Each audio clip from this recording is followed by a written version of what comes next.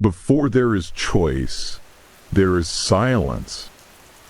And in that silence, something older than choice already moves. The story of Oedipus does not begin with action. It begins with certainty. In the halls of Laius, king of Thebes, there is fear that does not fade with time.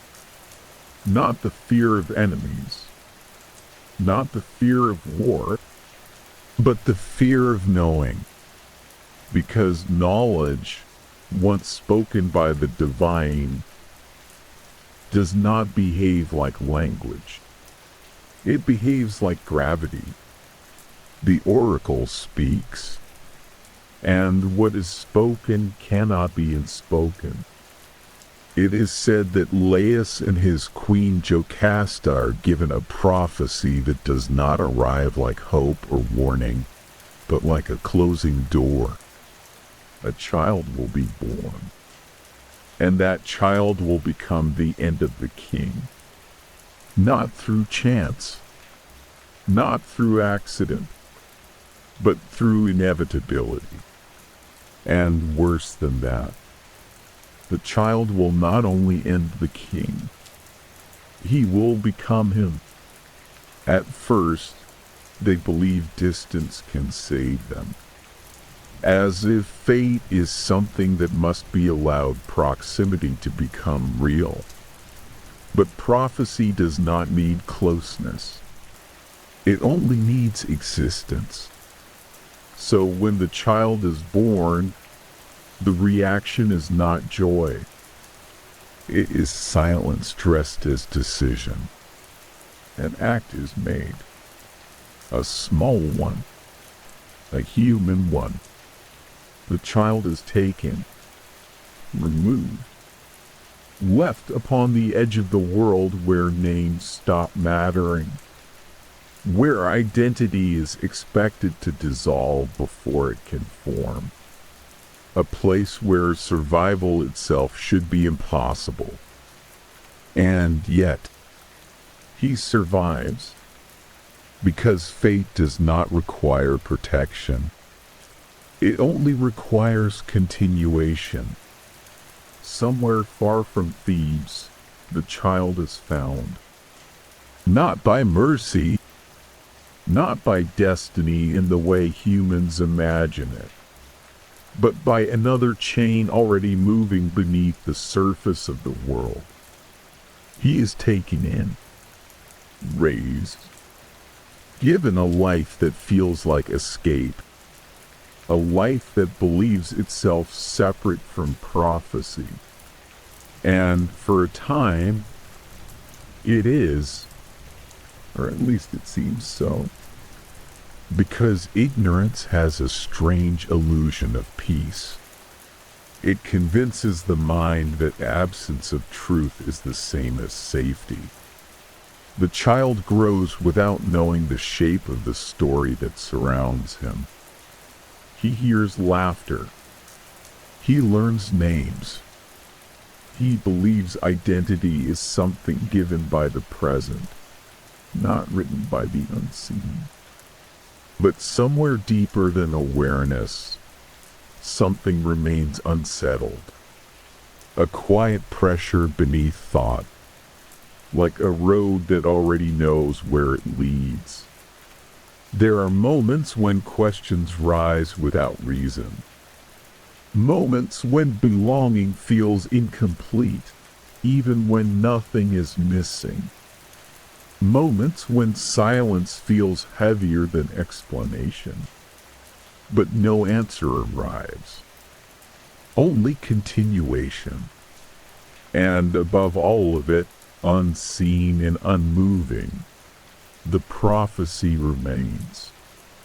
Not as prediction, not as possibility, but as structure, waiting not to be proven, but to be fulfilled. Because in this world, fate does not chase the man. It waits for him to begin walking.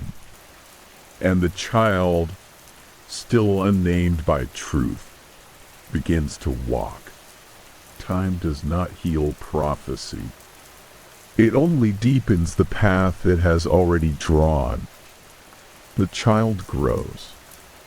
No longer a child in body, but still one in truth. For Oedipus does not know what he is moving toward. He only knows what he has left behind, or thinks he has left behind. The world that raised him calls him something else. A name given in absence of truth. A name that feels real enough to carry, but never fully belonging to him. Because identity built on ignorance is always slightly hollow, like a reflection missing its source. He lives among people who believe they understand him. But understanding is fragile when it is built on a lie no one can see. And somewhere beneath all interaction, beneath every spoken word, there is distance. Invisible, unspoken, always present.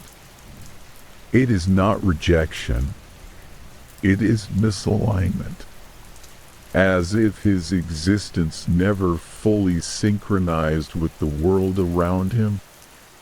And so he begins to question, not loudly, not openly, but in the quiet spaces between certainty, where thoughts form without permission, where curiosity becomes heavier than comfort. Who am I? The question does not arrive as philosophy. It arrives as fracture, a break in the illusion of continuity. And once it appears, it cannot be removed, only followed. Far away, beyond the reach of his current life, Thebes continues to exist beneath a shadow it cannot name. The prophecy still breathes there, inside the memory of Laius and Jocasta. But prophecy does not remain in one place. It spreads through consequence, through unanswered questions, through lives that continue without understanding why they began the way they did. And Oedipus, unaware of all of it, begins to move, not toward destiny, but away from certainty. He leaves the place that raised him, not because he knows the truth, but because something inside him refuses stillness, as if existence itself has become uncomfortable in its current shape. And so he walks into roads that do not explain themselves, into paths that offer no guidance except continuation. The world becomes wider, but not clearer. Each step forward feels like possibility, but also like loss, because every movement away from one truth is also movement toward another, even if unseen, even if unspoken. And still, beneath all of it, the prophecy remains unchanged, not following him, not pushing him, simply existing ahead of him like something already completed, a future pretending to be distance. And as he travels, the sense of being watched by something invisible never leaves. Not eyes, not gods in the traditional sense, but structure. The feeling that reality itself has already accounted for him. That no path he takes is truly new, only already written in a language he cannot read yet. And so the child without a name begins to become something else. a man in motion, a question without an answer, a life slowly aligning itself with a shape it does not yet recognize. There are roads that lead somewhere, and roads that only reveal where you were always going. For Oedipus, the difference has not yet become visible. To him, it is still only travel, still only distance, still only the movement of a life trying to understand itself. But prophecy does not wait for understanding. It waits for intersection. Far from the place he once called home, the world narrows into a single path, a road between cities, a place where strangers become brief stories and then disappear forever. And it is here that fate begins to tighten.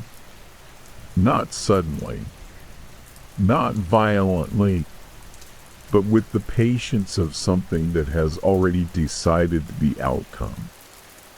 On that road, he encounters a man, a presence marked not by identity alone, but by authority. This is Laius, though neither of them recognizes the shape of what is happening. To Oedipus, he is only an obstacle. To Laius, he is only interruption. Two forces meeting at the same point in time, each believing themselves to be separate from consequence. But the road does not allow separation. It compresses everything into contact. A disagreement begins. Not grand, not destined, something smaller, something human, a refusal to yield, a moment of pride disguised as necessity. Words are exchanged, but they are not truly heard. Because when fate approaches, communication becomes irrelevant. Only position matters. Only direction. Only who refuses to move. And in that refusal, everything collapses inward. What follows is not framed as destiny in the moment. It is confusion, escalation, the rapid unraveling of control. A single spark in a space already too dry to forgive it. And then, violence. Not ceremonial, not heroic, not meaningful in the way stories later pretend it to be. Just impact. Just consequence unfolding faster than thought. When it ends, one of them is no longer standing, and the other remains, breathing, unaware, still carrying forward as if nothing larger has shifted. But something has. Because on that road, without recognition, without truth, without understanding, Oedipus has already crossed a line that cannot be uncrossed. Not because he intended it, but because intention has no authority here. Only outcome. Only alignment. Only the slow confirmation of what was always waiting beneath every earlier step. The world does not announce what has just happened. There is no divine voice. No collapse of the sky. Only silence continuing forward as if it has always included this moment. And Oedipus continues walking. Not away from what he has done, but through it. Because he does not yet know that the road he is on has changed shape. that it is no longer just a path between places. It is a thread binding him to something far older than memory and far more precise than choice.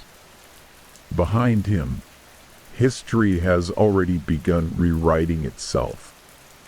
But ahead of him, nothing warns him that he is no longer moving toward life, only toward recognition. There are questions that free the mind, and there are questions that close around it, questions that seem to offer escape, until the answer reveals itself as another kind of cage.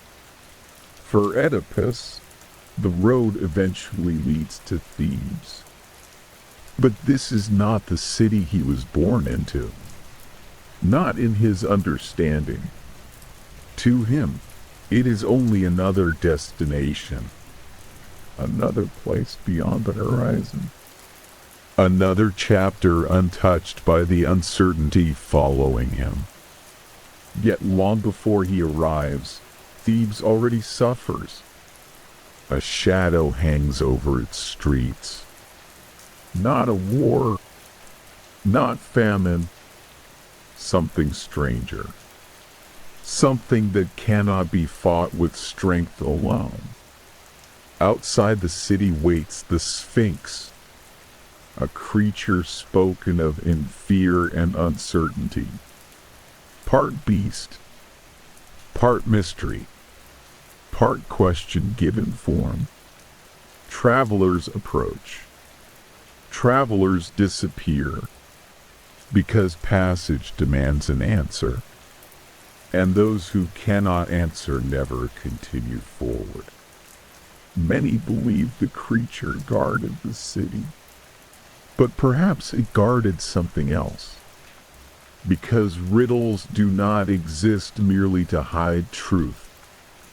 Sometimes they exist because truth itself is dangerous, and as Oedipus approaches, he does not arrive as a hero. Not yet.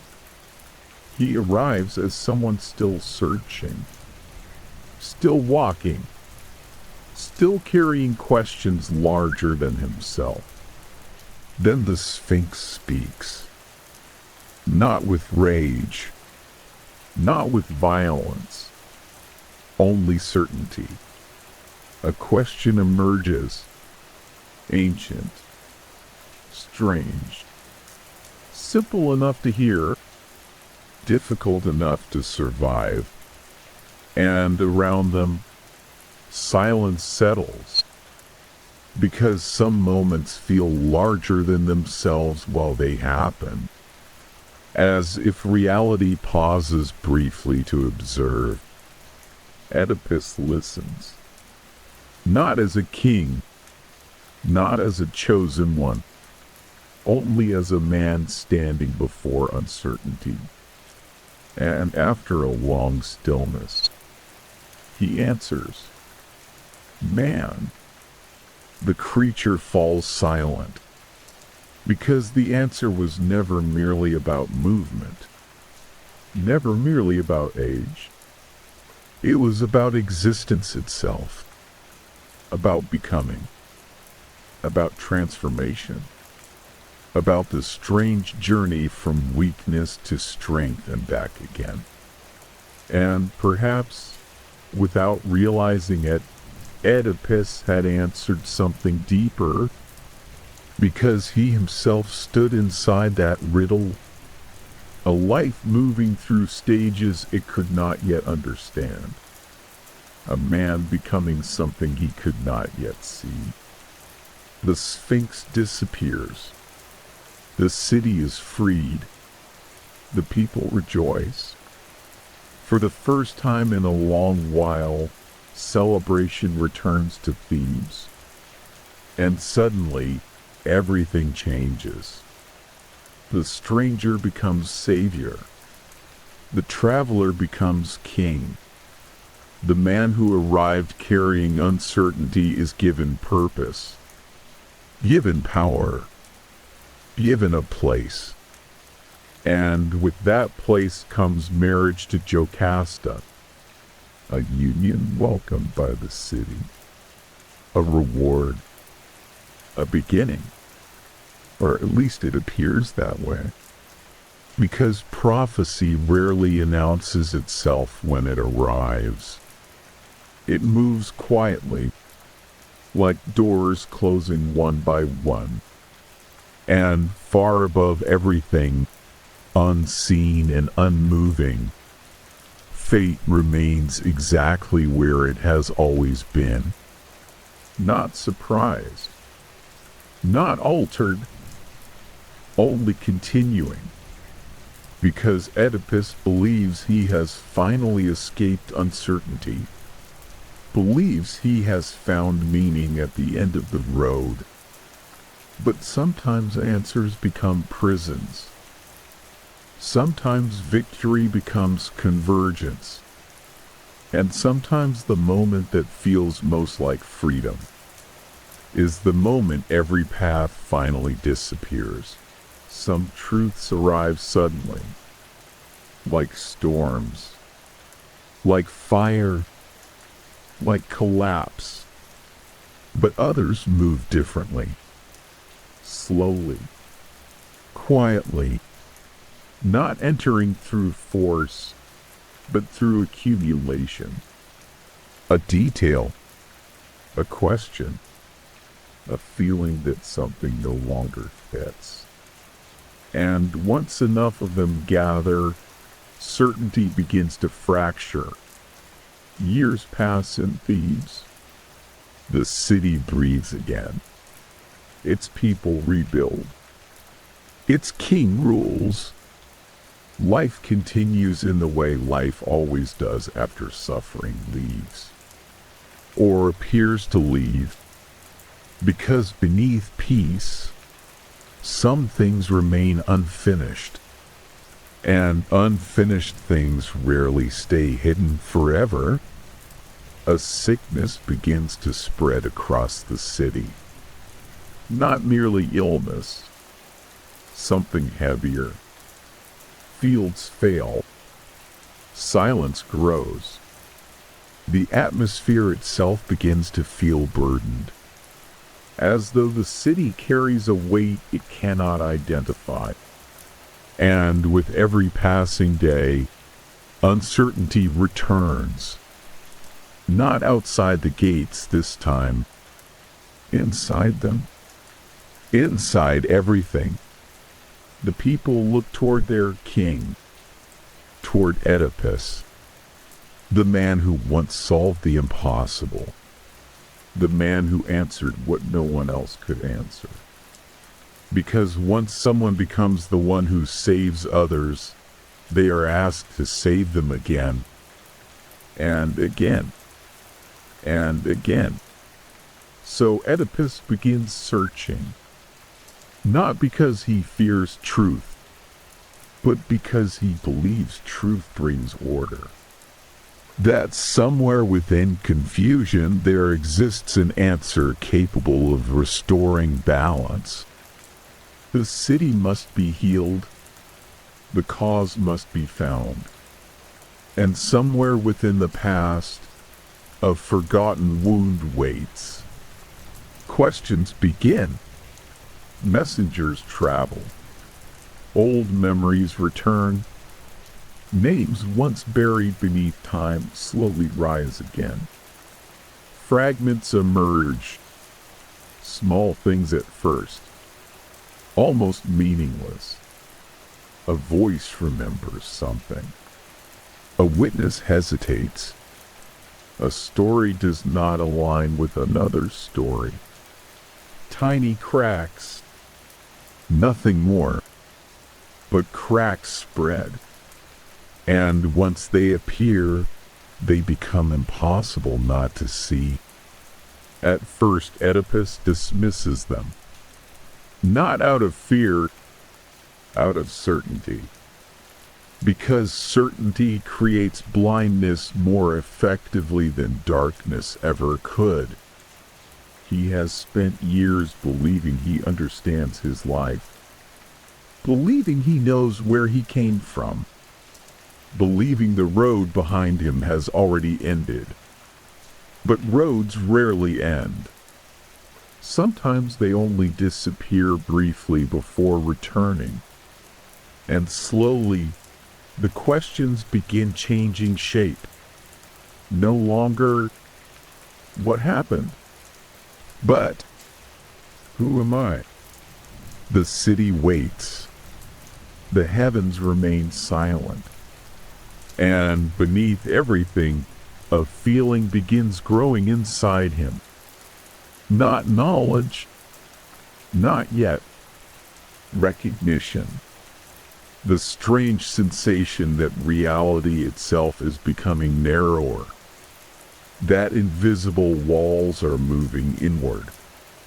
That possibilities once endless are quietly disappearing. The search continues. But now something has changed. Because Oedipus is no longer pursuing truth. Truth is pursuing him. And far above Thebes, beyond kings and cities and memory itself, fate remains exactly where it has always been. Waiting. Not for discovery, for acceptance. Because some truths do not become dangerous when found. They become dangerous long before. The only difference is whether we can still avoid seeing them. And now, there is almost nowhere left to look away. Some endings do not arrive with noise. No thunder.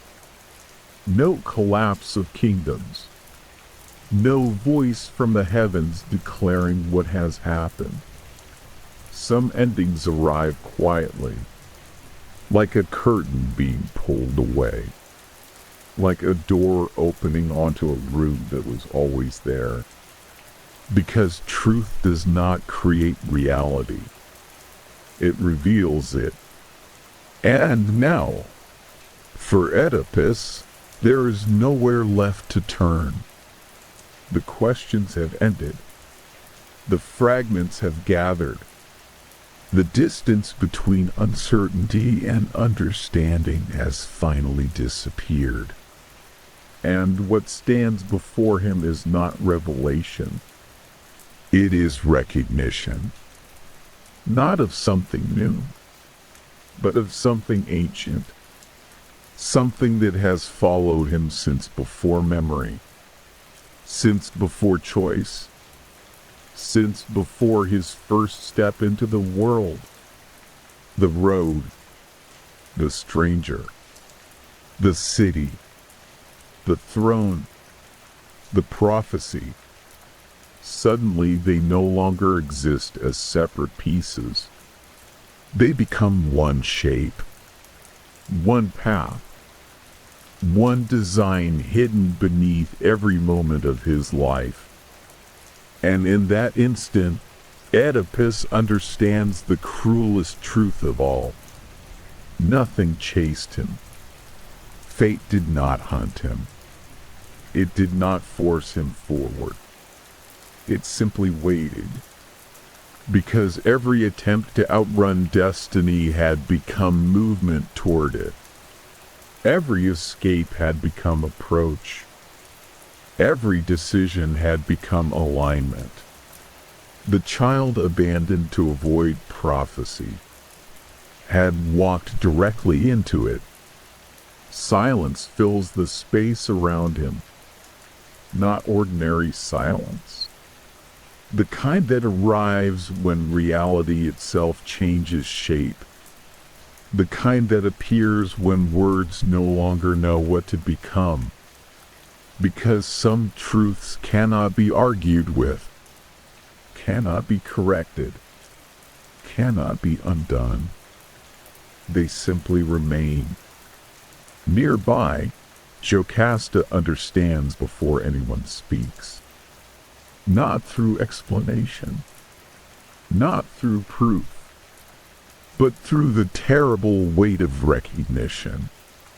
because truth often arrives before language does, and despair follows close behind it. The palace that once felt like triumph now feels different. The walls remain unchanged. The throne remains unchanged. The city remains unchanged. Only meaning has shifted. Everything stands exactly where it stood before, yet nothing is the same.